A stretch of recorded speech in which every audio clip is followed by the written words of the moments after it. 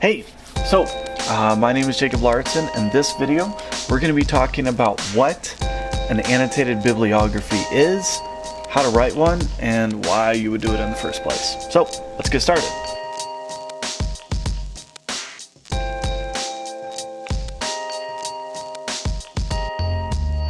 Okay, an annotated bibliography is just what the name sounds like, even if you aren't familiar with those two terms. Bibliography is a list of books, or in this case, sources. So an annotated bibliography would be a list with annotations or notes. So if you look at the screen here, I've got a really bad example here because I only do bad examples. You notice that I've formatted it in MLA format. With author information stuff at the top, titles, annotated bibliography. You've got a source, and then we've got a sample paragraph with a couple of sentences long to give source information. Now, what you're looking at here is a template that I've put onto my web study course.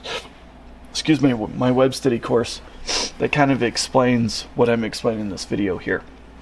But the idea is, you're going to take your works cited page with like 10 sources, 100 sources, whatever you've got. Yeah, I know 100's a lot.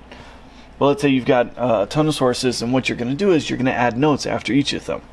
The reason why you do this is because it's a tool for you, right? Usually an annotated bibliography is not something you turn into a teacher unless you're trying to prove something. And the teacher wants you to prove that thing, right?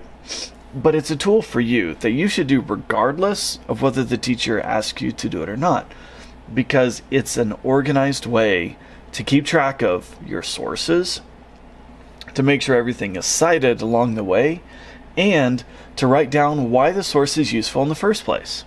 So, let's say, I have a source here, it's a book.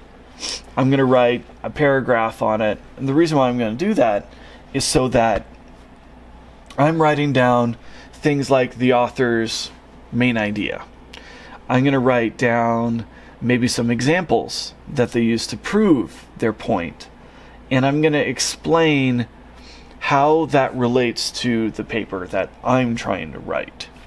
Now that sentence may or may not end up in the final draft, but all of it you could copy and paste directly into your document, whether it's a literature review or it's a final paper. And the reason why you're going to do that is it's your words. Why not? You should be able to use your notes, right? So me as a teacher, I don't expect this document here to be completely hypothetical and without any practical use. I expect this document to have parts and pieces that end up in the final, or else why are you taking notes in the first place? Does that make sense? You should be copying and pasting it because it's your work. Now, if you're using someone else's in there, cite it. If it's a quote, quote it and say which page number it's on. But this is a great way to get yourself organized as you work towards a larger paper. So whether you've got 10 sources or you've got 100 sources, this is a great way to go about doing it, and sometimes it's something that teachers require students to do to prove that they did research and that they understand the connection between the source and the work. So that's it, short and sweet. If you have any questions, let me know. Post them in the comments below and I'll get back at you. So thanks for watching. I'll see you in the next one. See ya.